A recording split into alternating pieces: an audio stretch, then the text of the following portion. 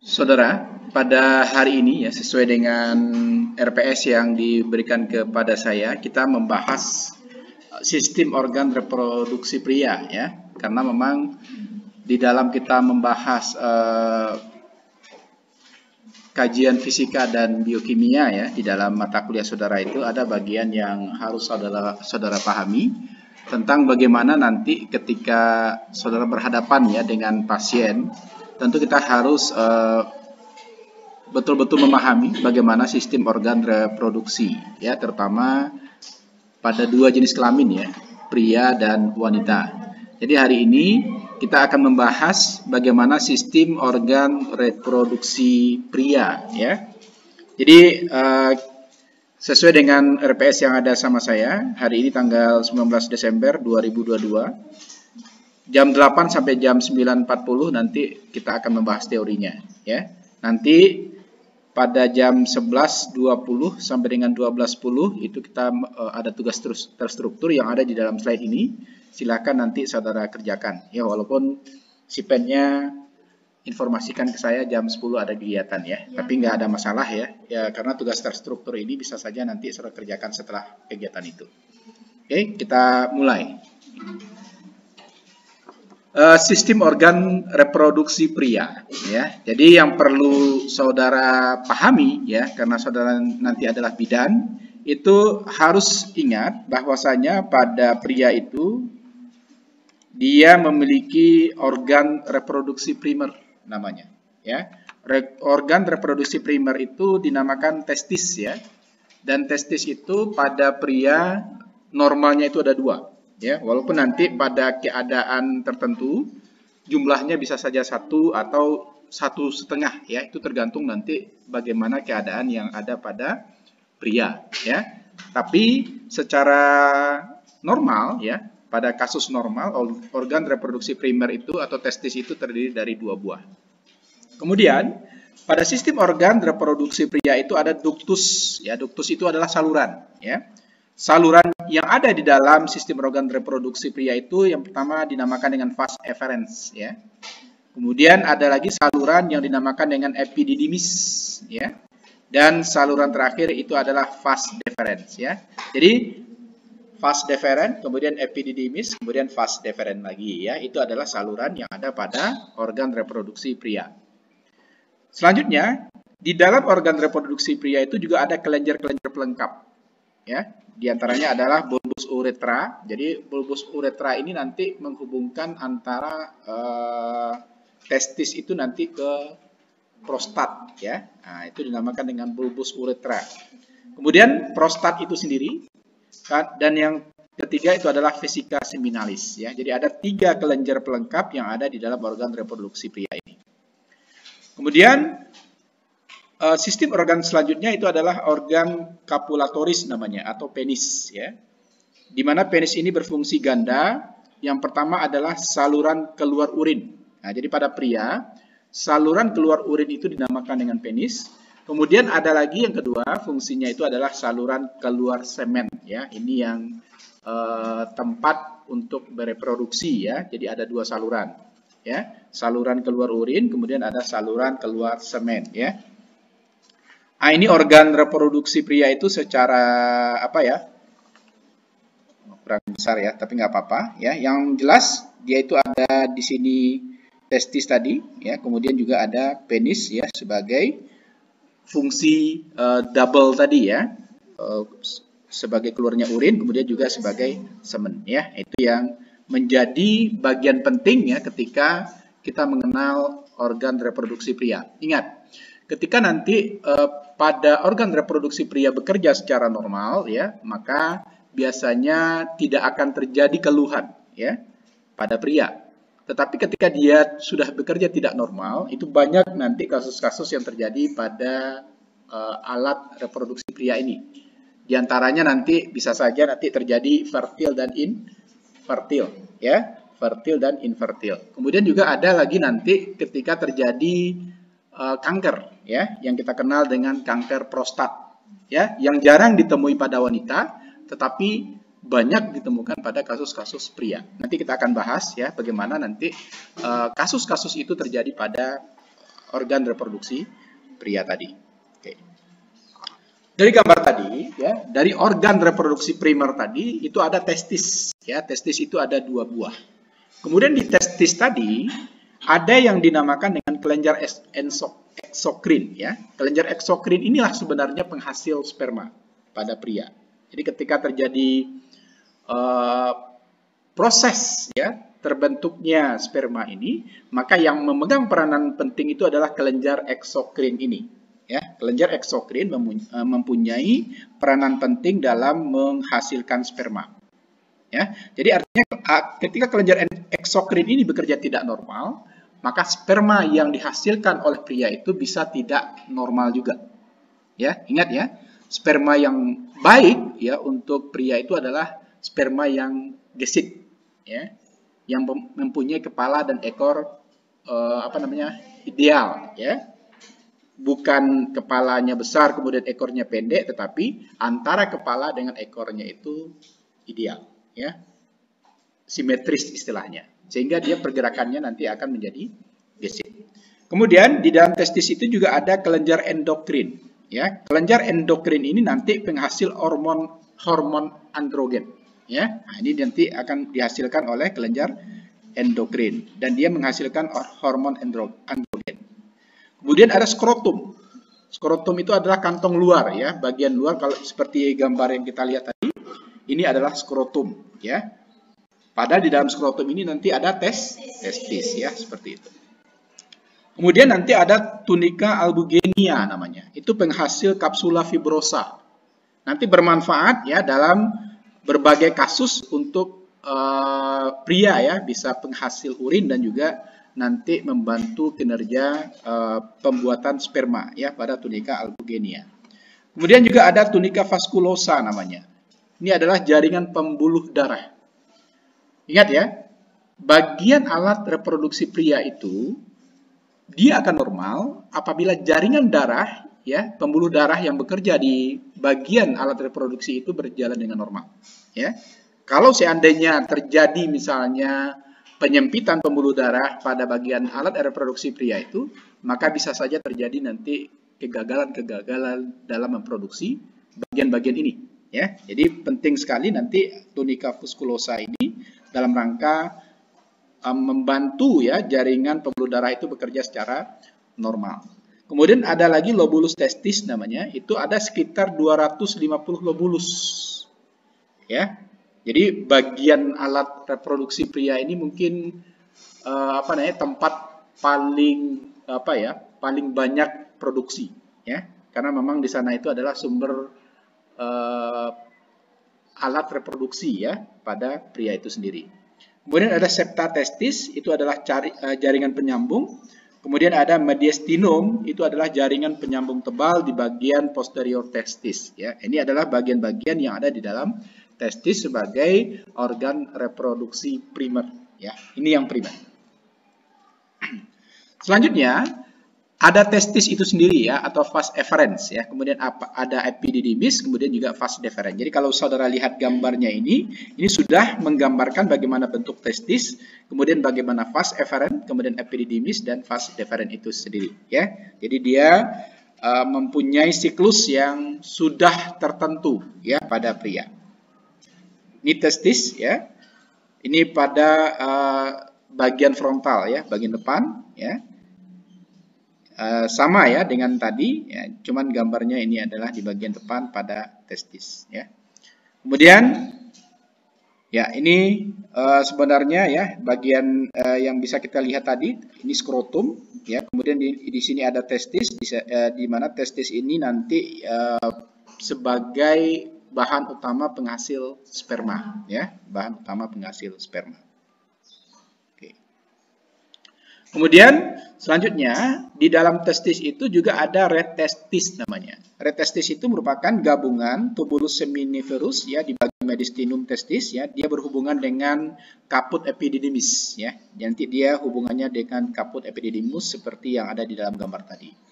Kemudian dalam lobulus testis itu terdapat tubulus seminiferus di mana terjadi spermatogenesis, ya. Spermatogenesis itu adalah proses pembuatan atau penghasil sperma, ya, memproduksi sperma.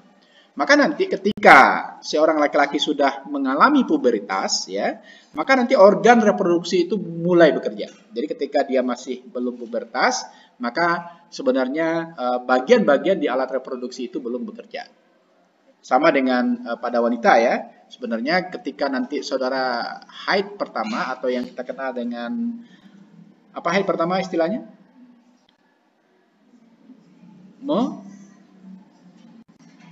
Menars ya. Jadi ketika men pertama itu ya saudara dianggap sudah mengalami organ reproduksi pada wanita itu bekerja secara normal. Apa yang memegang peranan penting ketika pubertas itu terjadi? Itu yang pertama adalah hipotalamus ya. Di mana hipotalamus itu nanti menjalar atau berlanjut dengan GnRH. Kemudian ada hipofisis anterior. Hipofisis itu bagian yang paling rendah ya ketika hipotalamus itu bekerja. Kemudian nanti ada FSH dan juga ada LH. Ya, di mana nanti FSH itu merangsang spermatogenesis dan sel Sertoli. Ya, itulah proses awal terjadinya produksi sperma. Ya, pada FSH. Kemudian nanti selanjutnya dia akan memproduksi ABP namanya. ABP itu adalah androgen binding protein. Jadi kenapa bisa terjadi pembuahan? Itu karena ada ABP, androgen binding protein. Sperma itu adalah bagian yang mengandung high protein, ya, protein tinggi. Sehingga dia nanti mengikat testosteron, ya, dibawa ke cairan lumen tubulus seminiferus, kemudian merangsang proses meiosis dan spermiogenesis, ya. Meiosis itu adalah pembelah, ya. Jadi kalau seandainya terjadi pembuahan terhadap satu ovum nanti pada spermatogenesis, maka dia akan membentuk yang dinamakan dengan zigot. Ya, terjadi penyatuan ya atau pembuahan. Paham ya? Oke. Kemudian LH tadi ya, setelah FSH ada LH, dia merangsang sel Leydig untuk mensekresi testosteron. Nah, ini yang membentuk androgen ya sebagai salah satu hormon yang dihasilkan oleh testis ya. Ya, mudah-mudahan paham ya. Kemudian nanti pada ductus, kelenjar dan organ pelengkap pada testis tadi ada yang dinamakan dengan epididymis ya. Di mana epididymis itu terdiri dari ductus epididymis yang terdiri dari kepala, kemudian badan, kemudian ekor. Itu yang saya sampaikan tadi ya. Sperma itu ada kepala, kemudian ada badan, kemudian ada ekor. Antara kepala, badan dan ekor itu harus proporsional ya, harus seimbang ya. Fungsinya nanti adalah membawa sperma dari ductus efferens ke ductus deferens. Nah, ini fungsi pertamanya. Yang kedua, dia berfungsi sebagai suspensi sperma. Ya, suspensi sperma itu adalah mengajak agar sperma itu bisa bekerja secara optimal. Ya, suspensi sama dengan mesin. Ya.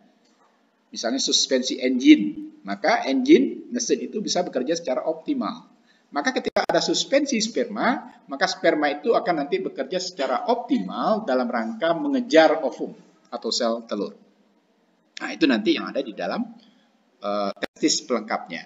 Kemudian nanti ada tempat pematangan sperma. Jadi sperma yang menuju ovum itu adalah sperma yang matang.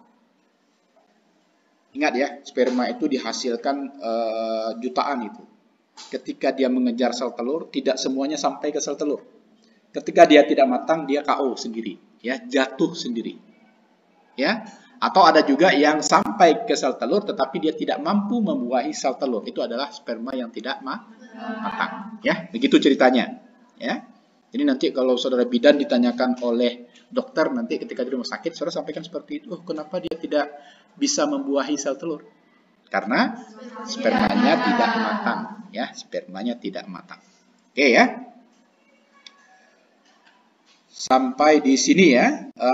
Kemudian ada ductus deferens namanya. Ductus deferens itu terdiri dari otot-otot yang licin, ya, di mana dia berfungsi untuk mempermudah, ya, membawa sperma dari ekor epididymis ke uretra, ya. Makanya saya bilang dia harus spermanya yang gesit, ya, sehingga dia bisa sampai ke uretra. Kemudian ada lagi bulbus uretra namanya, di mana bulbus uretra ini adalah kelenjar Kolperi namanya. Tempat terletak pada bagian dorsal dan lateral uretra serta bagian distal pada kelenjar prostat. Nah, dia dekat ke kelenjar prostat. Kemudian bulbus uretra ini merupakan sekresi cairan jernih 0,1 sampai dengan 0,2 ml. Jadi ketika sperma itu ya dihasilkan, maka ada cairan jernih. Ya. Ada orang yang mengatakan kalau cairannya terlalu jernih, spermanya tidak baik. Ya. Jadi jernihnya itu jangan saudara anggap sebagai jernih seperti air mineral putih. Ya, tapi jernih yang dimaksud di sini adalah jernih yang mengandung protein. Jadi ketika sperma dihasilkan, nanti ada cairan yang mengikutinya, ya, sehingga nanti dia bisa berenang di antara cairan tersebut. Tapi cairannya tidak jernih seperti air mineral, ya, tidak encer. Kan sering kita dengar itu ya, tuyul tidak bisa membuahi, ya, spermanya encer. Nah, itu yang air yang jernih yang saya bilang tadi. Ya, jadi airnya harusnya mengandung mukoprotein namanya. Ya, dia mengandung 0,1 sampai dengan 0,2 ml mengandung mukoprotein. Fungsinya untuk melumasi distal uretra. Jadi ketika dia bisa berenang, ya, melalui cairan itu dia bisa sampai ke uretra. Paham? Nah, ini ya, jadi ini prosesnya ya seperti ini. Ini prostat and semifinal vesicle ya, sagittal section. Ya, beginilah nanti ya proses bagaimana sperma itu mampu ya, ini penis ya di bawahnya, bagaimana dia nanti bekerja sehingga nanti melalui cairannya itu spermanya mampu sampai ke sel telur ya. Seperti itu. Kemudian ada ductus, kelenjar dan organ pelengkap lainnya. Yang selanjutnya adalah kelenjar prostat, ya. Di mana kelenjar prostat itu terdiri dari 30 sampai dengan 50 tubular. Banyak ya. Jadi kelenjar prostat itu memiliki 30 sampai dengan 50 tubular. Nanti kelenjar prostat itu mensekresi cairan ke dalam uretra, ya. Nanti dia akan mensekresi cairan ke dalam uretra dan ductus ejaculatoris namanya, ya. Di mana nanti ya kelenjar prostat itu mengkontribusi sekitar 30% semen atau cairan mani ya, sperma tadi ya. Jadi kita agak sedikit rancu ya ketika orang bilang mani, air mani itu sperma, padahal tidak ya. Padahal cairan mani itu dihasilkan oleh kelenjar prostat ya. Yang diproduksi pria yang semen berisi nanti asam sitrat ya, kemudian ada enzim-enzim. Kemudian ada asam fosfatase namanya. Di sana juga ada ion ya, ada sodium, ada zinc, ada kalsium dan potasium. Jadi yang dihasilkan oleh kelenjar prostat itu banyak. Maka perlu prostat itu normal.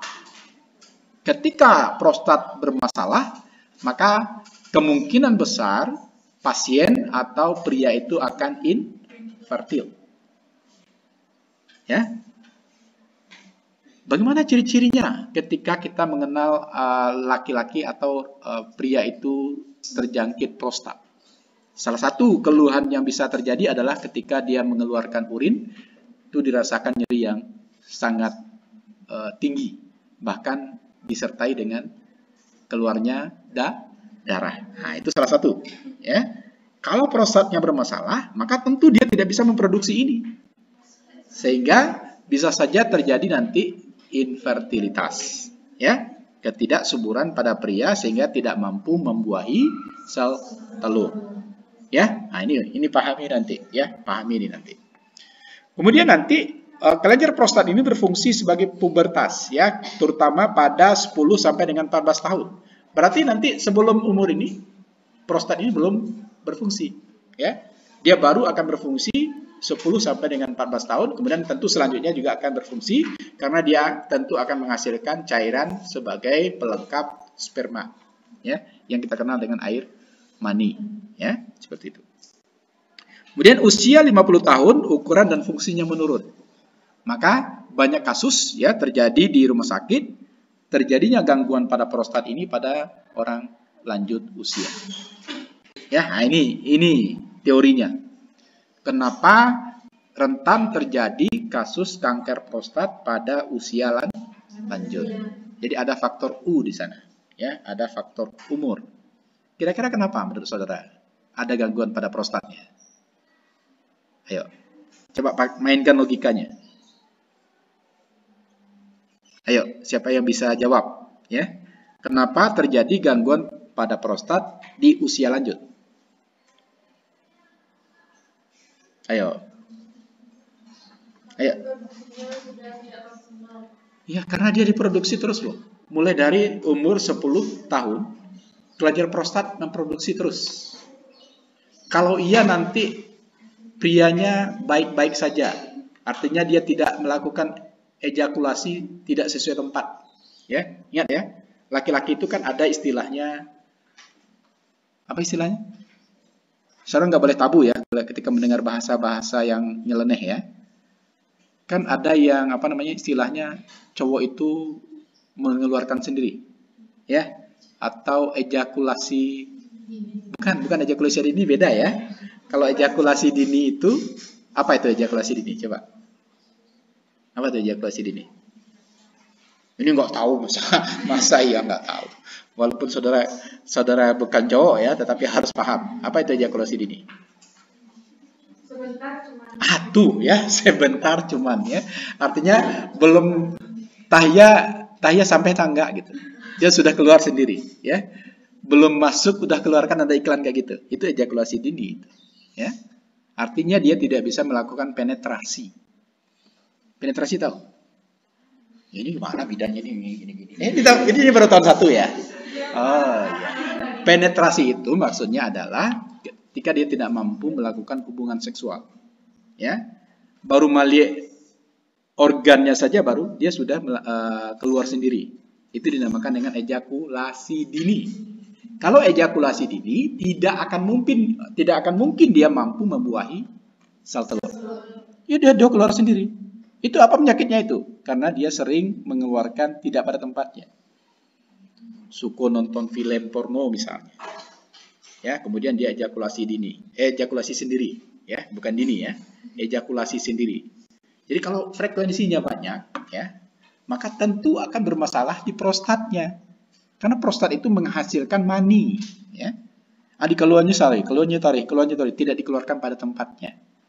Maka itu bisa saja terjadi nanti ada gangguan pada prostat.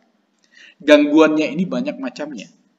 Ada gangguan jaringan, ada gangguan terbentuknya kanker pada prostatnya. Kalau gangguan itu terjadi kanker pada prostatnya, itu kajian saya itu. Ya, saya riset saya di S2 itu adalah mengobati kanker prostat menggunakan radioaktif. Ya, jadi ada pola pengobatan tetapi tidak menggunakan operasi, tetapi menggunakan radioaktif. Sehingga nanti kanker prostatnya itu bisa hancur bersamaan dengan waktu paruh radioaktifnya. Nah, itu saya di S2 itu. Ya, kalau di S3 saya menghancurkan kanker otak, brain cancer, ya. Tapi di S2 kanker prostat. Nah, nantilah kita bercerita itu, ya. Kita dulu ke sini. Jadi, penyebab terjadinya gangguan pada prostat salah satunya adalah karena faktor umur. Karena produksi ya mani itu kontinu. Saya contohkan ini, misalnya dia mengeluarkan sendiri hari ini. Maka setelah dikeluarkan itu, maka prostat akan menghasilkan kembali mani itu.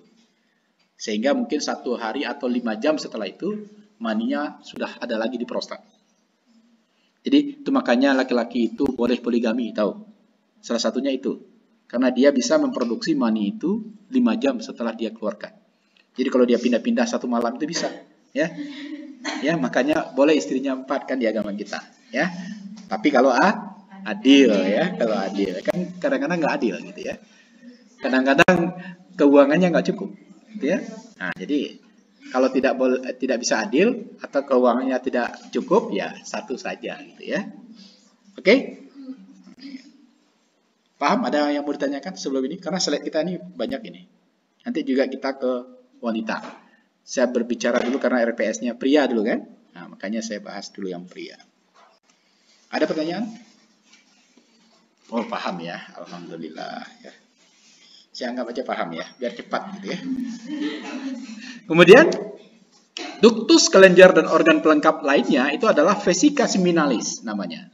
Di Di dalam vesika seminalis itu dia nanti akan mengeluarkan cairan ke dalam ductus ejaculatoris.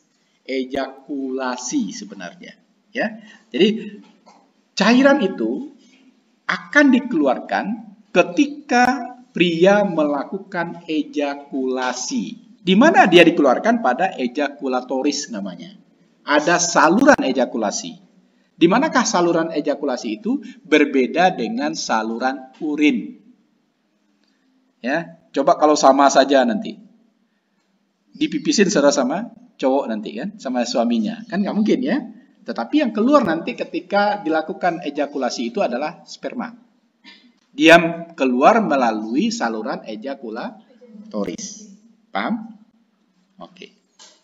Kontribusinya pada vesika seminalis itu adalah lebih kurang 60% cairan yang dikeluarkan selama ejakulasi. Jadi kalau kalau nanti punya suami ya, jangan sama orang lain ya. Ya, kalau ejakulasi itu 60% itu adalah cairan ya yang dikeluarkan dalam ejakulasi. Ketika cairan itu keluar ya, 5 jam seterusnya dia akan diproduksi kembali.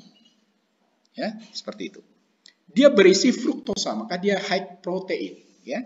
Yang ada isinya di dalam sperma itu atau di dalam mani itu adalah fruktosa. Kemudian ada potasium, ada asam sitrat, kemudian ada prostaglandin, itu kaya protein. Ini kalau, makanya ya, ini maaf ya, kalau orang barat itu kan suka minum cairan sperma. Ini jangan tabu-tabu ya, ini sengaja ini saya masuk di sini untuk menerangkan ini, agar saudara paham. Karena dia cairannya itu mengandung ini. Tapi saudara jangan ya, itu nggak boleh di agama kita. Ya, ini saya sampaikan kenapa orang barat itu suka makan sperma itu. Karena isinya protein. Ya, ada fruktosa, ada potasium, ada asam sitrat, kemudian ada prostaglandin. Ya, itu high protein. Itu high protein, tapi rasanya nggak tahu saya ya. Nggak tahu saya. Kalau rasa saya nggak tahu. Saya angkat tangan kalau rasa ya. Kemudian cairan ini nanti bercampur dengan sperma dalam ductus ejaculatoris, ya. Jadi kenapa sel telur itu bisa dibuahi itu gara-gara ini. Kalau sperma saja mungkin nggak bisa nempel pada sel telur. Tetapi ketika sel sperma itu berenang pada cairan ini yang mengandung protein itu, maka dia mampu menempel ke sel telur karena memang cairan itu mengandung high protein, ya. Jadi ketika cairan itu menempel pada sel telur, maka dia langsung mendapatkan asupan makanan dari protein yang ada pada saluran itu atau pada cairan itu, ya, yang mengandung protein tadi. Di mana fruktosa ini sumber energi utama sperma setelah berada di luar tubuh. Ya, ketika diejakulasikan, maka dia merupakan sumber protein utama. Ya. Saudara kan nggak walaupun ini baru tahun 1, sudah belajar anatomi fisiologi belum? Sudah masuk sini belum? Oh, sudah juga ya, berarti kan sudah aman itu ya. Berarti kan ketika dia masuk ya ke dalam sperma itu masuk ke sel telur, maka dia sudah mendapatkan asupan makanan yang tinggi. Ya. Kemudian dia juga ada prostaglandin namanya, di mana prostaglandin ini menyebabkan mukosa serviks lebih reseptif terhadap sperma, ya. Reseptif itu berarti dia lebih menerima ya sperma yang ada di dalamnya. Ya, itu yang prostaglandin. Itu diantara ya fungsi dari vesika seminalis. Kemudian organ koplatoris selanjutnya itu adalah organ utama atau organ erektil, diantaranya adalah penis. Ya. Penis itu terdiri dari corpus cavernosum yang agak besar dilapisi oleh lapisan fibrosa tebal disebut tebal karena dia ada tunika albugenia, ya. Jadi penis itu ya alat reproduksi pria itu terdiri dari corpus cavernosum namanya. Fungsinya apa? Yang pertama adalah saluran keluar urin, itu jelas ya. Yang kedua adalah saluran keluar semen tadi, sperma tadi. Kemudian juga adalah organ copulatoris, ya. Itu adalah fungsi-fungsi daripada penis, ya. Kemudian ventral penis itu diantaranya ada corpus cavernosus yang mengelilingi uretra. Kemudian dia mempunyai rongga-rongga kapiler yang besar. Kemudian apabila terjadi pembesaran pada kapiler-kapiler ini, sehingga banyak terisi darah hal ini sangat saat terjadi ereksi. Jadi ketika ada ejakulasi, itu biasanya pembuluh-pembuluh darah yang ada pada penis itu bekerja secara optimal. Ya, paham ya kenapa dia bekerja secara optimal? Karena di sana ada ereksi. Ya, ereksi itu adalah proses pengeluaran sperma. Maka dia perlu tenaga besar, ya, terutama pada pembuluh-pembuluh darah di sekitar penis, ya, seperti itu. Nah, ya, seperti ini ya, penis itu. Ini external urethra opening, ya. Ini tempat keluarnya. Kemudian nanti, ya, ini kulitnya. Ya, kalau di Islam ini harus dipotong, ya, harus dipotong. Ya, kalau di Barat enggak ya. Kalau di non Muslim itu banyak yang tidak. Tidak hanya di Barat ya, pokoknya non Muslim. Di Cina juga banyak yang tidak melakukan pemotongan ini. Padahal bagian ini adalah bagian yang kotor ya. Kalau inilah salah satu penyebab kanker serviks itu kenapa juga banyak terjadi di Cina ya. Karena dia tidak melakukan pemotongan bagian luar ya, pada bagian luar penis ya. Oke. Sebelum ke wanita, ada yang mau ditanya? Mungkin pengalaman ya, atau ada saudara atau siapa mungkin yang ada gangguan pada penis, silakan. Nggak ada. Oh ya, nanti saudara itu nanti ya, salah satu tugas bidan itu, saudara bidan kan? Ya. Itu adalah konsulen.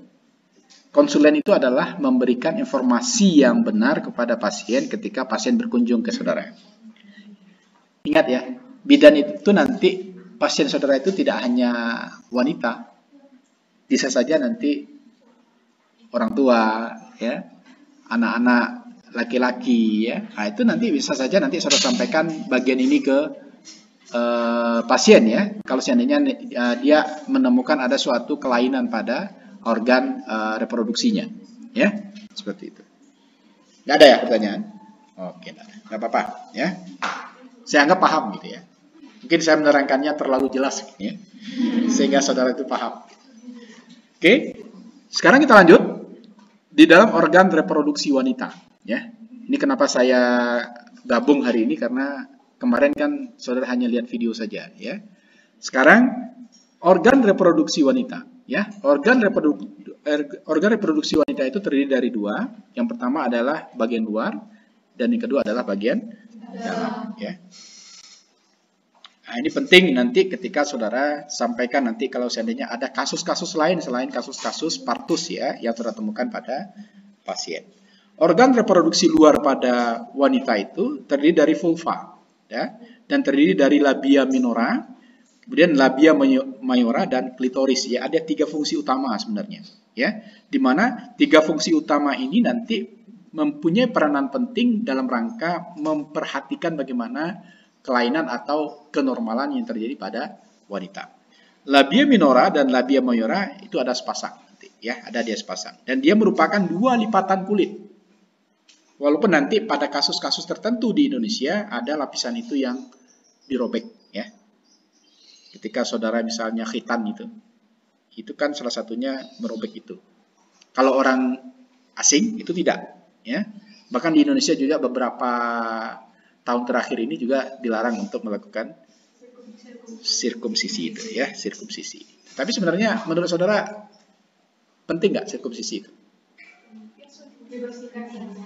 Ya, dibersihkan saja. Tapi ketika dilakukan robekan perlu nggak?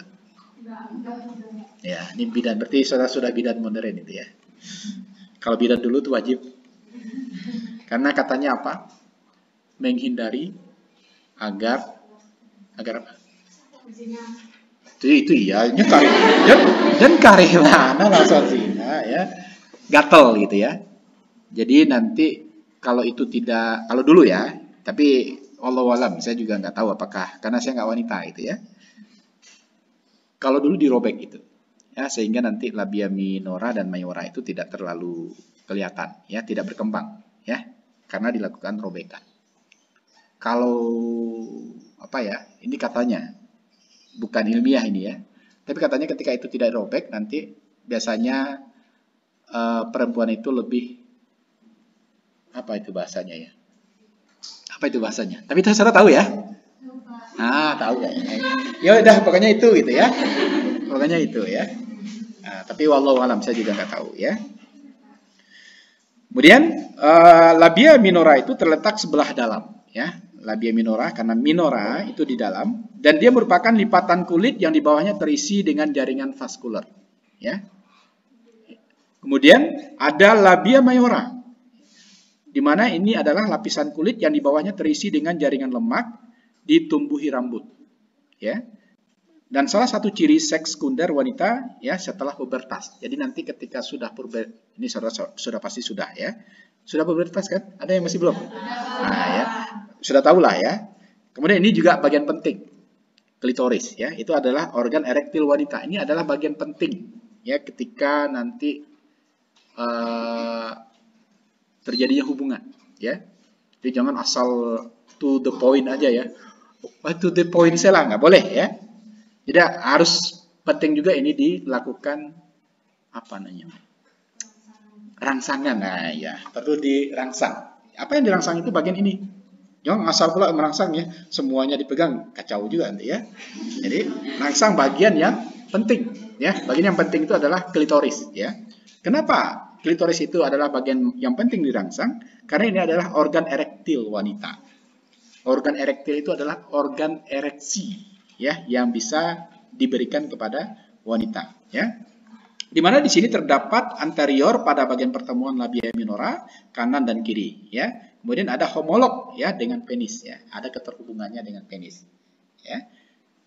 Jadi ilmu itu sebenarnya ya, kalau mungkin di SMA saudara ada juga dapatkan informasi seperti ini kan? Ada nggak? Tidak ya. Kadang-kadang itu juga yang membuat seks edukasi itu penting sebenarnya ya, agar saudara paham ya. Pahamnya tidak untuk dilakukan, tapi pahamnya sebagai keilmuan ya, untuk tidak dilakukan gitu ya, bukan untuk dicoba ya. Di antaranya ada klitoris dan lubang vagina terdapat muara uretra ya. Jadi di antaranya itu nanti ada muara uretranya. Jadi kemudian organ bagian dalam ada ovarium ya. Ini tempat saudara nanti melakukan tindakan kebidanan ya. Ada tuba uterina, kemudian ada uterus ya. Ada ovarium, ada tuba uterina dan ada uterus ya. Ya, ini gambarnya nanti saudara bisa lihat ya. Nah, ini yang penting itu ya. Yang pertama adalah tuba fallopian ya. Kemudian ini tempat dilakukan implantasi kalau seandainya nanti ingin memasang apa namanya? KB apa namanya? IUD. AKDR ya. Apa itu AKDR singkatannya? Dalam rahim AK-nya? Alat kontrasepsi. Sip ya. Jadi IUD ya. AKDR. Oke. Nah, ini sudah mulai klop saudara dengan bidan ini ya. Sudah banyak yang tahu gitu ya. Ini sebelum pubertas, ini sesudah pubertas. Apa yang berbeda, saudara? Sip ya. Jadi ukurannya berbeda. Apa lagi? Luas. Iya, ukuran itu kan luas tadi. Apalagi yang penting. Kalau nggak tahu saudara, berarti saudara nggak pernah lihat alat kelaminnya sendiri. Kan nampak perbedaannya kan? Bidan itu nggak boleh malu-malu ya. Apa yang berbeda? Apa yang berbeda? Kalau sebelum apa? Kecil.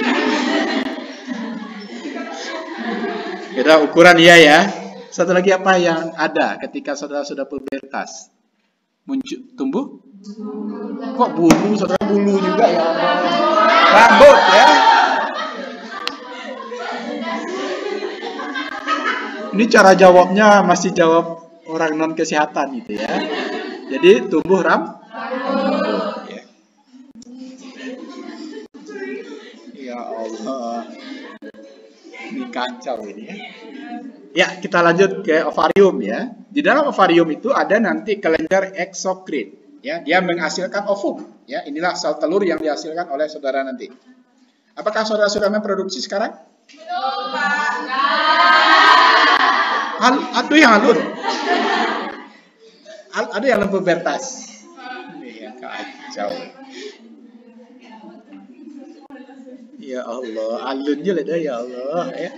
Kemudian ada kelenjar endokrin. Ya, kelenjar endokrin ini menghasilkan hormon estrogen dan progesteron. Ya, ini berfungsi sekali ya pada menghasilkan ya, siklus menstruasi. Ada di kiri dan ada di kanan. Ya, terdapat dalam rongga pelvis. Ini ya, rongga pelvis saudara ini harus dijaga hati-hati ini. Rentan terjadi keretakan. Ya, nah, ini kalau saudara nanti lihat ya, tubuh saudara paling rentan itu ini pelvis.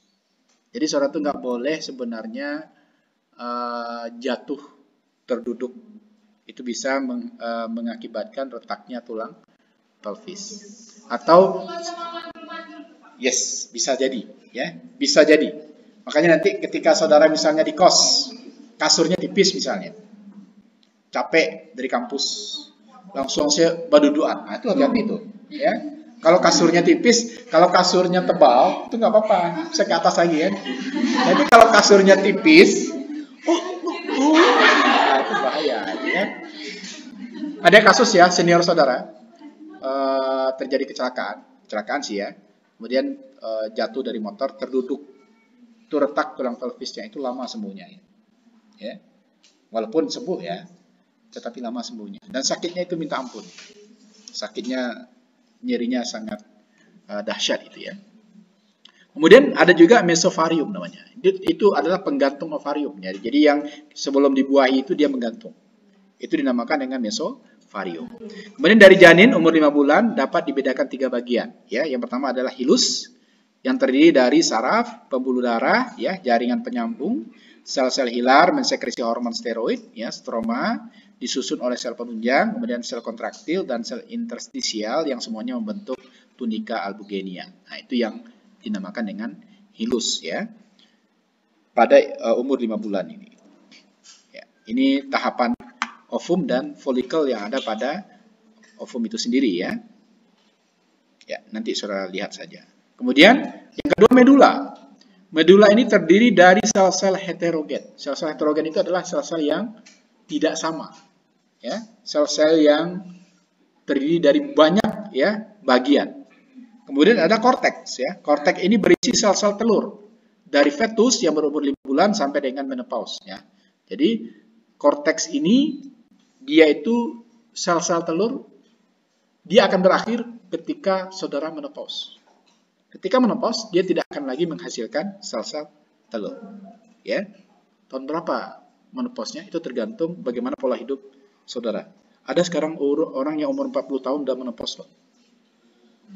Itu karena pola hidup, terutama pola makan. Berbahaya Pak kalau menopause itu terlalu cepat. Iya, berbahaya. Apalagi kalau suaminya masih. Paham ya? Nanti dia tinggalin saudara. Tuh kan dijawab sama temannya tuh, poligami dia. Karena kalau menopause dipaksa, ini nggak apa-apa ya, cerita juga sedikit. Kalau menopause dipaksakan juga untuk berhubungan seksual, saudara akan merasakan nyeri yang sangat dahsyat karena saudara tidak menghasilkan lagi cairan, kering dia. Kalau laki aman aja sama dia tuh, tidak ada masalah, ya. Tapi akan merasakan nyeri pada saudara. Sama aja dengan masuk ke bagian kering. Padahal pasti akan luka-luka nanti. Ya, kalau tidak ada cairan yang dihasilkan. Kenapa? Klitorisnya nggak bisa lagi diapa-apakan. Gitu.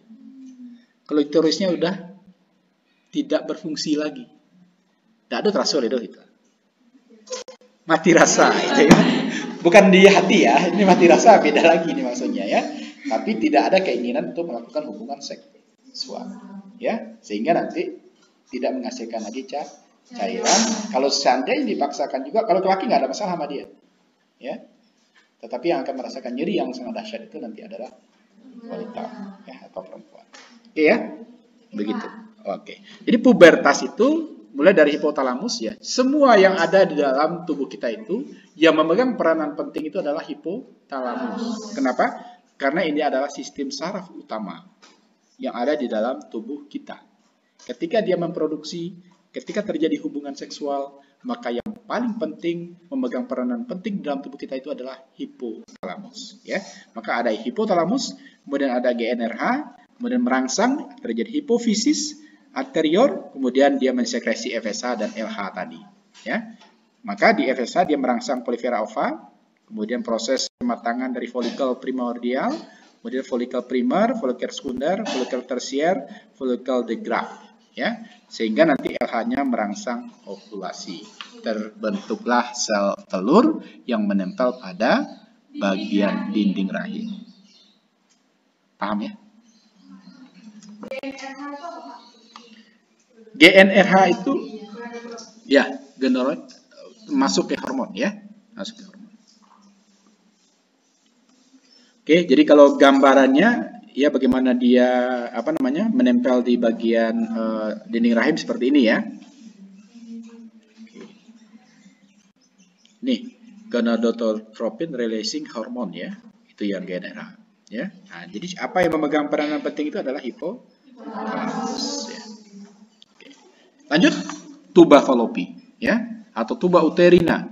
Tuba Fallopi ini adalah saluran dalam rongga abdomen ya, di mana ujung-ujung kiri dan kanan dilengkapi dengan suatu struktur fimbre dengan lubang keluar disebut dengan ostium tubae ya, tuba ya, di mana ujung lainnya mengecil itu dinamakan dengan isthmus ya, sebelum bermuara di uterus ya. Sepertiga di ujung tuba dekat ostium agak membesar itu adalah ampula ya. Di sini terjadi proses fertilisasi ya.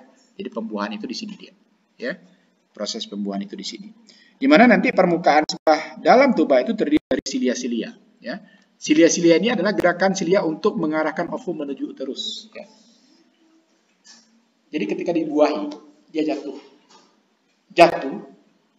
dia akan diatur pergerakannya agar menuju uterus. Kalau dia jatuh, tapi dia tidak sampai ke uterus, maka pembuahannya gagal.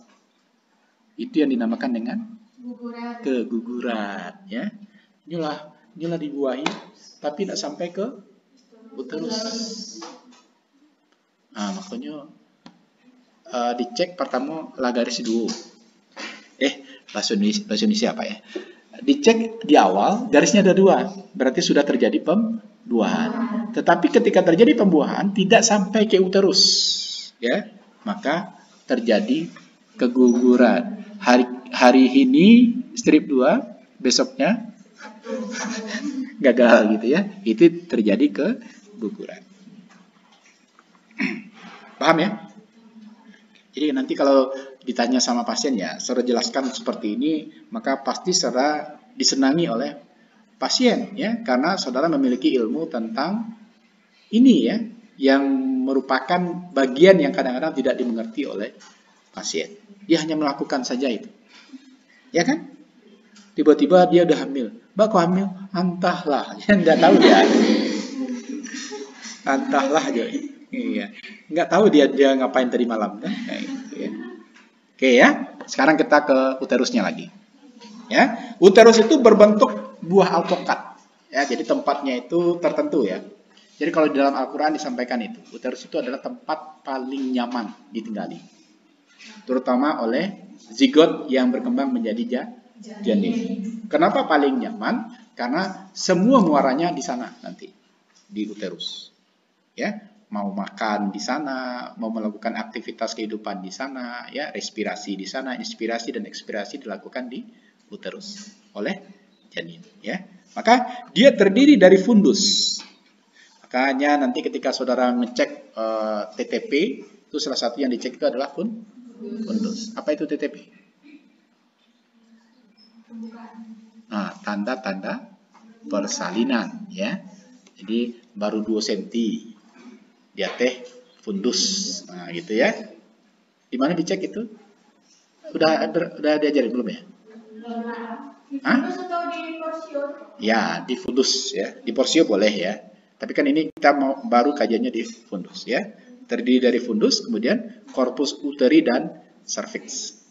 Cervix kalau dia tidak bermasalah aman, ya, tidak ada terjadi kanker cervix. Tetapi ketika dia bermasalah, misalnya munculnya jaringan atau sel-sel lain yang abnormal di sana, maka terjadi gangguan pada cervix. Bisa gangguan pada jaringan, bisa juga terjadi kanker cervix. Ya, sama dengan prostat tadi, ya.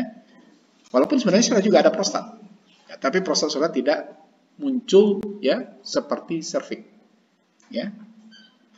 Jaringannya off, ya, istilah kita.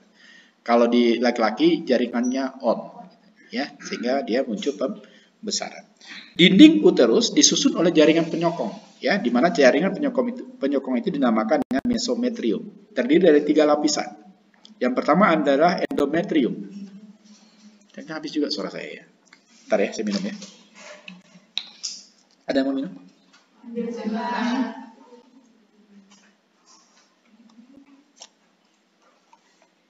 Endometrium itu banyak mengandung kelenjar dan pembuluh darah, ya. Pada siklus menstruasi terdapat perubahan endometrium untuk persiapan terjadinya suatu implantasi embrio, ya. Itu sudah hal biasa terjadi pada siklus saudara. Kemudian ada myometrium, itu otot polos. Kemudian ada perimetrium, lapisan paling luar yang merupakan jaringan ikat, ya. Oke, ini gambar, silakan aja nanti lihat. Jadi vagina itu ada saluran keluar fetus nanti. Jadi ketika saudara misalnya mau melahirkan, ini dua hal ini juga berfungsi pada saudara. Kemudian ada organ kopulasi namanya. Siklus menstruasi ada 4 fase. Fase menstruasi, fase proliferasi, sekresi, dan iskemik. Ya, ini 4 fase yang terjadi pada siklus menstruasi. Di mana hormon yang terlibat pada siklus menstruasi itu adalah estrogen, progesteron, LH, dan LH. Ya, ini barangkali sudah biasa, ya. Nah, ini tugas saudara pertama. Tolong dicatat dulu, ya. Untuk TS, ya, jam, boleh saudara kerjakan nanti, waktunya ada. Dikumpulkan tanggal 23 Desember 2022. Ini tugas pertama, ya. Pribadi. Saya selalu memberikan tugasnya pribadi, ya. Tugas seperti ini pribadi. Agar nilainya pribadi, ya. Tugas grup A itu skip saja. Saudara kerjakan masing-masing, ya. Carinya di internet aja, ya. Internet itu banyak, ya. Bah Google itu serba tahu sekarang. Oke, ini tugas pertama, ya. Itu ada di sana. Jamnya pokoknya tanggal 23. Berarti sampai jam 12 malam, ya. Ke saya dong. Itu diserahkan kepada dosen yang mengajar mata kuliah ini paling lambat. Jadi saudara ketik pakai tulisan tangan. Sekalian saya mau lihat tulisan saudara itu jelek atau jelek gitu, ya. Ya. Terserah, mau double folio, mau AVS, mau kertas biasa, silakan. Yang penting ada namanya, ya. Nggak ada ketik-ketikan, ya, ditulis tangan, ya. Ini baru tugas 1 loh. Ini tugas 2. Tanggalnya beda itu, jangan beda tanggalnya itu, ya. Ya, beda tanggalnya itu.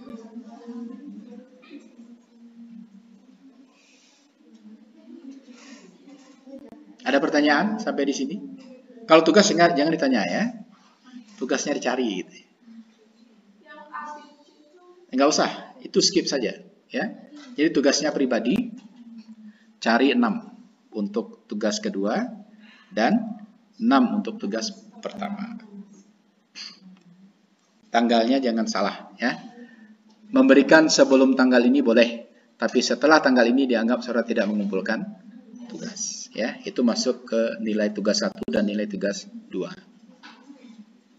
Oke? Oke, Pak. Ya, sip.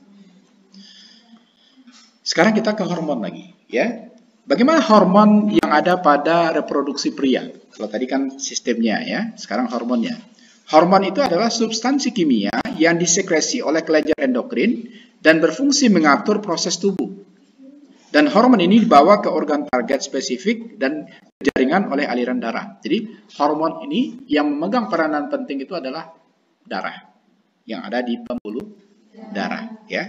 Kalau dia reproduksi pria, berarti pembuluh darah yang ada di sekitar alat reproduksi pria. Oke. Hormon apa saja yang ada di alat reproduksi pria itu? Yang pertama adalah peptida. Peptida ini yang memegang peranan penting itu adalah FSH dan LH, seperti yang tadi yang sudah kita sampaikan. Kemudian kimia hormon selanjutnya adalah steroid yang terdiri dari testosteron, estrogen, dan progesteron. Juga ada pada pria sesungguhnya. Tetapi ada bagian yang lebih dominan dan ada bagian yang tidak dominan ya, atau minimal. Kemudian hormon lainnya adalah hipotalamus seperti yang kita sudah katakan tadi, sebagai sentral utama di sistem tubuh kita. Dia merupakan bagian integral otak berhubungan dengan kelenjar hipofisis. Hipo itu rendah ya. Fisis itu adalah sistem yang ada di dalam tubuh ya, berupa fisik. Kemudian dia menghasilkan bermacam-macam hormon. Jadi di dalam hipotalamus ini dia akan menghasilkan bermacam-macam hormon. Dan fungsinya itu adalah mengatur fungsi kelenjar hipofisis tadi, ya, sehingga tubuh dalam keadaan setimbang, ya. Kalau dalam bahasa fisikanya setimbang itu sama ya. Ingat ya, konsep sakit juga seperti itu. Ada sakit, sehat, kemudian ada lingkungan. Atau ada bibit, ada host, ada lingkungan. Ketika bibit penyakit, kemudian host kita sebagai orang, kemudian ada lingkungan setimbang, neracanya itu sama, maka tubuh kita dalam keadaan sehat. Tetapi ketika salah satunya di atas dan yang lainnya di bawah, atau dua di atas satu di bawah, maka terjadi sakit. Nah, sama juga dengan ini, ya.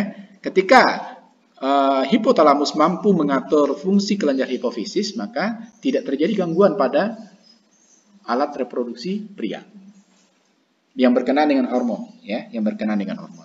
Jadi itu nanti dia mengatur fungsi kelenjar hipofisis. Oke, ini apanya? Gambarannya. Kemudian di dalam hormon reproduksi pria itu ada 7 ya, hormon hipotalamus yang mengatur hipofisis anterior. Yang pertama ada GRH ya, growth releasing hormone ya, atau golongan yang terdiri dari golongan peptida. Fungsinya adalah merangsang hipofisis anterior untuk mensekresi growth hormone ini atau hormon pertumbuhan. Ya. Yang kedua ada GIH ya, yang menghambat growth hormone apabila sekresinya telah berlebihan. Makanya setimbang. Ketika dia sudah mulai tidak setimbang, maka ada bagian yang tidak memproduksi lagi. Itu yang dinamakan dengan GIH. Ketika dia belum mencapai nilai maksimal, maka GRH-nya tetap berproduksi. Ya, seperti itu. Maka GRH dan GIH saling menjaga keseimbangan. Kemudian ada tirotropin ya, atau TRH.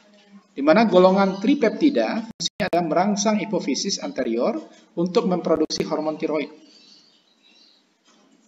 Ya, hormon tiroid ini banyak juga ya pengaruhnya. Bahkan nanti ketika hormon tiroidnya ini berlebihan atau kurang, itu bisa menyebabkan hal-hal yang tidak diinginkan terjadi pada pria. Misalnya prostat tadi, ya, atau terjadi misalnya benjolan di leher, ya, itu juga gangguan tiroid, ya, desa.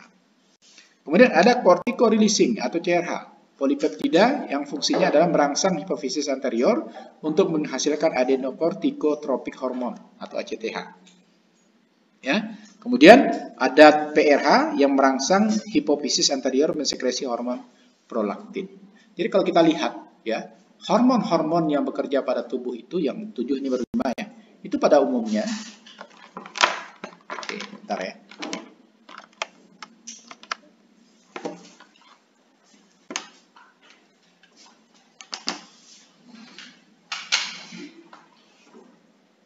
Itu pada umumnya banyak menghantarkan bagian protein, ya, banyak menghantarkan bagian dari protein, ya. Kemudian yang keenam PIH, ya, yang kerjanya memproduksi prolaktin apabila sekresinya sudah berlebihan, ya. Kemudian ada GnRH, di mana strukturnya itu diantaranya adalah disipeptida yang fungsinya adalah merangsang hipofisis anterior, mensekresi FSH dan lutein dan LH ya. Ini yang akan produksi oleh GNRH, ya. Oke. Dan testis itu dia merupakan organ utama sistem reproduksi pria. Ya, seperti yang tadi, ada 2 buah dibungkus oleh kantong yang disebut dengan skrotum, di mana testis itu berada pada bagian posterior dan turun ke dalam skrotum beberapa hari setelah lahir. Jadi, sebelumnya skrotum itu belum terbentuk dengan sempurna, ya. Tapi setelah beberapa hari baru skrotumnya itu terbentuk dengan sempurna. Fungsi testis itu adalah untuk kelenjar eksokrin menghasilkan sperma, kemudian kelenjar endokrin menghasilkan hormon androgen dan testosteron. Ya. Apabila seorang pria telah pubertas, maka hormon reproduksinya mulai dihasilkan. Dan hipotalamus akan mensekresi GNRH dan GNRH akan merangsang hipofisis anterior sehingga dia memproduksi FSH dan LH. Ya. Oke, ini fungsinya tadi. Yang pertama FSH, tugasnya adalah merangsang proses spermatogenesis, ya, yaitu proses spermatogonia, spermatosit 1 dan spermatosit 2, kemudian spermatid dan spermatozoa. Dan dia bekerja pada sel Sertoli yang terletak dalam tubulus seminiferus, ya, testis, yaitu akan merangsang sel Sertoli untuk memproduksi ABP, ya, dan seterusnya. Jadi fungsi LH itu adalah interstitial cell stimulating hormone. Pada pria LH disekresi oleh hipofisis anterior. LH-nya itu merangsang sel Leydig untuk menghasilkan hormon androgen, ya, hormon seks pria atau testosteron. Inilah yang membuat pembeda, ya, antara laki-laki dan wanita. Kita sampai jam 9.40, ya. Nanti kan ada kegiatan, nanti silakan tugasnya dikerjakan, ya, dan dikumpul sesuai tanggal. Kemudian androgen, ya, itu adalah hormon seks pria. Dia merupakan senyawa maskulinis yang membuat pria itu maskulin, ya, yang dihasilkan oleh testis sebagai fungsi testosteron antara lain 2, 3, 4, dan 5, ya. Silakan nanti. Ini nanti saya kirim ke, oh ya, bikin grup 1, ya, yang isinya saudara dan saya saja. Oke, ya, nanti bikin, nanti akan saya kirim ini. Tadi saya lihat saudara tuh kan moto-moto, ya, tapi saya biarkan saja dulu itu. Padahal nanti slide lengkapnya itu ada di grup, ya, setelah dibikin oleh si pennya siapa? Ya, habis ini dibikin, ya. Tapi tidak apa-apa, saya senang pula di foto-foto itu kan. Oke, androgen itu dapat ditemukan di testis, ya, sintesis androgen, testosteron di testis dihasilkan oleh sel interstisial, ya, LH merangsang sel Leydig untuk menghasilkan testosteron, dan androgen diikat oleh ABP dan dibawa ke reseptor androgen sel germinal yang ada di lumen tubulus seminiferus, ya. Dalam tubulus seminiferus, androgen berfungsi untuk mengontrol spermatogenesis pada pembelahan meiosis dan proses apa itu meiosis dan apa itu mitosis? Pembelahannya bagaimana? Kalau meiosis bagaimana, mitosis bagaimana? Enggak, ya, jangan hubungkan dengan pubertas. Pembelahan itu ada 2, ada meiosis, ada mitosis. Kalau meiosis bagaimana? Ini pelajaran SMA ini. Ya, pembelahannya, sistem pembelahannya bagaimana? Double, ya, 2, 4, berapa lagi? 2, 4, 8, 16 gitu, ya. Kalau mitosis? 1, ya. 1 berapa? 1 menjadi 2, 3, 4 gitu, ya. Jangan lupa itu, ya. Bagaimana pembelahan meiosis dan bagaimana pembelahan mitosis. Oke, bagian ini saya skip saja karena sudah ada keterangannya juga, ya. Oke. Jadi hormon yang berperan pada spermatogenesis yang pertama ada GNRH, FSH, LH, ya. Testosteron, ya, GH. Ya, ini yang berperan. Kemudian sistem hormon pada wanita, ya, siklus ovarium dan siklus menstruasi ovarium merupakan organ reproduksi wanita terletak di dalam tubuh, dilapisi oleh selapis sel epitel dan jaringan ikat padat disebut dengan tunika albugenia. Kemudian ovarium mempunyai jaringan penggantung yang disebut dengan mesovarium. Oke, ini fungsinya, ya. Oke, ini tahapannya. Nah, ini, ya, Seorang gadis yang telah pubertas, hipotalamusnya yang terletak pada bagian integral, otak akan mensekresi genera, ya, yang terdiri dari FSH dan LH tadi. Nah, ini bagian ini ya, LH dan FSH, dan ini adalah, jadi gini ya, kalau saudara sudah ada ya, sebelum dia pubertas, tomboy misalnya, ada ya. Nah, tapi setelah dia pubertas, dia akan, kalau hormonnya itu terbentuk dengan sempurna, dia kembali itu. Ya, kembali dia feminim ya. Karena sifat asli wanita itu adalah feminim, lemah lembut. Itu yang ada abnormal. Tapi sebenarnya nggak kesalahan. Kalau ditanya ke hatinya sendiri, itu pasti dia ingin jadi wanita. Karena memang seluruh tubuhnya itu wanita. Walaupun banyak juga sekarang ya, yang laki-laki jadi wanita dengan proses gini ya. Ini tidak apa-apa, saya terangkan sedikit. Sebenarnya di dalam tubuh kita itu ada sel, ada K, kemudian ada Na. Ya. Antara K, ini ion K ya, kemudian ada ion Na. Ion K dan Na ini kalau dia secara normal di dalam tubuh kita itu, ya, maka antara K plus dan Na plus itu akan terjadi perpindahan secara normal. Misal ya, saya bikin di sini, ini sel K plus ya, kemudian ada sel Na plus, jumlahnya harus sama ya, ini anggap aja sama. Maka kalau orang itu normal, perempuan normal feminin, ya, maka antara K plus dan Na plusnya itu berpindah secara normal. Maka ketika K plus dan Na plusnya ini berpindah secara normal, maka semua bagian hormon ya yang ada di dalam tubuhnya yang menginginkan dia menjadi feminin sebagai seorang wanita muncul. Ya. Tetapi ada kasus ya yang terjadi secara tidak spontan ya, dipaksa. Harusnya kan Na plus misalnya terjadi pada bagian dalam sel, ya. Dalam sel. Kemudian K plus di luar sel. Ketika dipaksa dia terbalik, ya. K plus ini ke dalam, kemudian Na ini keluar, maka terjadi pemaksaan. Nah, ini yang dinamakan dengan kejadian abnormal. Sehingga hormonnya pun juga akan terganggu. Hormonnya terganggu. Misalnya, saya contohkan dua contoh ini. Yang pertama, ada orang yang berpindah Islam. Dia sebenarnya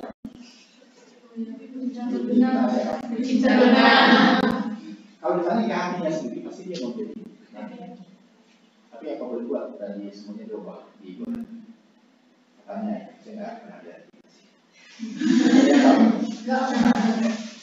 Karena kalau kecil itu benar-benar berubah ya. Walaupun dia tinggalnya berpesan ke keluarganya untuk diselenggarakan secara laki-laki. Ya, nah itu hatinya. Kalau ditanya ke hatinya, pasti dia sedih, sedih beda. Tapi ketika dia diganggu, hormonnya berubah.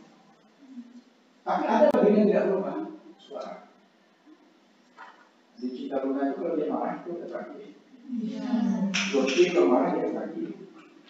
Ya, tetapi ketika dia keluar dari wanita, dia ubah. Itu yang permasalahan. Saya nggak tahu ya, apakah ketika berubah di Islam itu rambut tumbuh di alat kemaluannya? Saya tidak. Itu masih apa ya? Saya tidak. Karena rambut itu baru muncul apabila hormonnya ada di sana. Karena ketika dia ubah di Islam ini, hormonnya ada di sana. Klitoris mana sedikit. Labia merah, oke lah.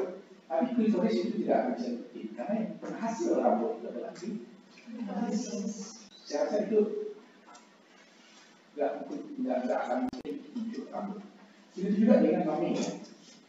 Mami kan dipaksa disuntik pakai implan. Ya. Pasti ada gangguannya. Ya. Satu, pasti jadinya bisa ada yang membuat misalnya mami itu saya pilih asal sebenarnya.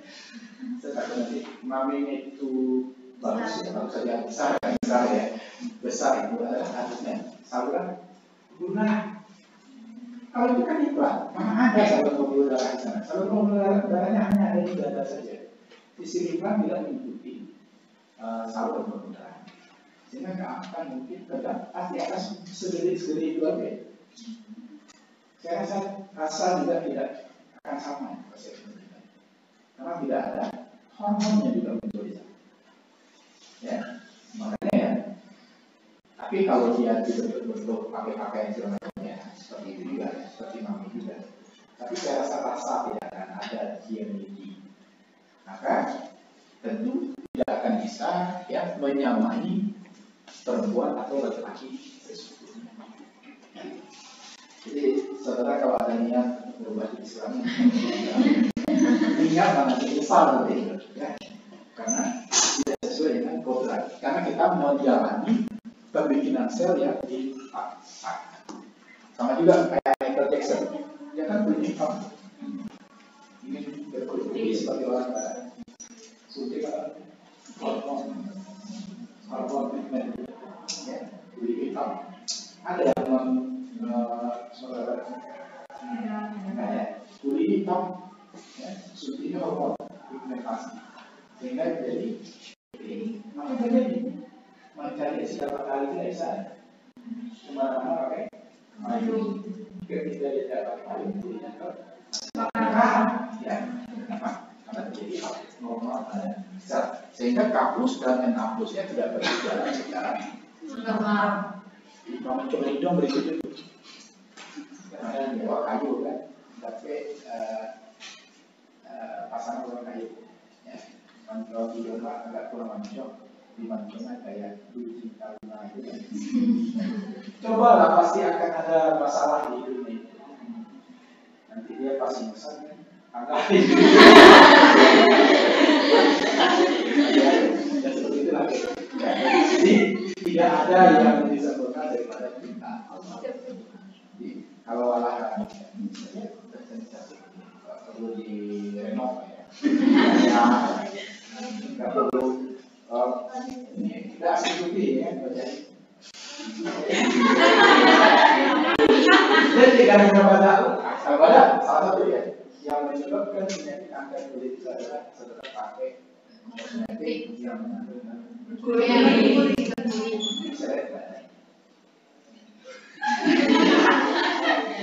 nanti gitu ya. Sama ketika dia menikah itu nanti ya wajah saudara itu cantik aja kenapa ya? Maka saja ya, ini mau tahun pertama ini tahun kedua itu apa? Merkuri. Amin. Apa? Tidak. Sama saya bertanya. Ini apa yang saya sampaikan itu sudah paham. Tahu ya, apakah saya memang bisa ngajar atau gimana? Atau sudah mengikat?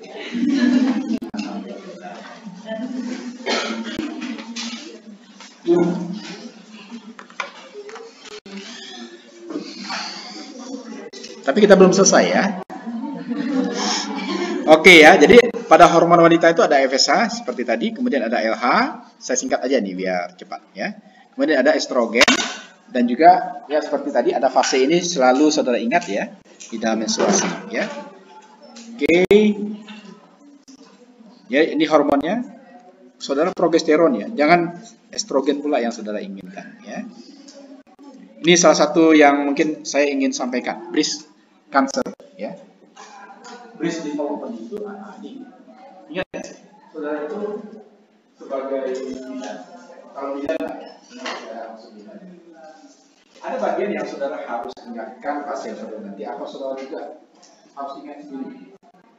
Bagian yang terpenting di dalam saudara itu ada yang dikenal dengan sadar.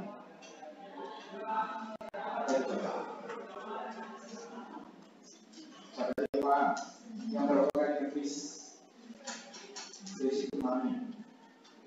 Apa itu sadar? Pemeriksaan payudara kalau saudara tahu rumusnya, bagaimana cara pelaksanaannya untuk saudara sendiri maupun nanti untuk pasien saudara. Sampaikan ini. Saudara ini adalah early detection for karsinoma. Ya, penanganan lebih awal agar tidak terjadi kanker. Ya, di 2019 ketika saya riset tentang prostat itu di Indonesia, kanker payudara ini adalah pembunuhan. Itu kenapa terjadi karena early detection karena karsinoma tidak terbuka. Jadi saudara perlu mengecek. Kalau saudara itu sebenarnya bagaimana mengecek agar tidak terjadi kanker payudara pada tubuh saudara. Bagaimana caranya? Posisi saudara dulu dicermin di rumah yang sini. Dulu diceknya apa ya? Saya ajarkan ini. Dulu kemudian angkat tangan satu, ya, angkat tangan satu. Kemudian cek payudara pas tangan. Apa yang dicek itu adalah ada bentuk atau tidak, ada pembentukan atau tidak pada mami, dikali, ya. Kemudian kalau dia seandainya tidak tercek, ya, itu aman. Turunkan tangannya, kemudian angkat. Kemudian cek lagi. Tujuan angkat ini adalah memastikan apakah ada atau tidak bentuk pembentukan atau bentukan mami. Itu dinamakan identification for karsinoma. Cara kedua posisinya adalah berbalik. Ya, berbalik itu ya, saudara berbalik diri, misalnya kanan, kakinya saudara sebelah, dia berkenaan dengan tempat berbalik awal, ya, atau meletakkan posisinya, maka cek pada bagian yang sisi yang lain. Kalau seandainya tidak juga kasus ya, Pak, saya sudah melakukan tadi, tetapi saya tidak merasakan ada gejala, tetapi saya merasakan rasa sakit yang sangat tinggi. Ini saya coba buka slide yang berbeda ini ya, biar saudara paham ya.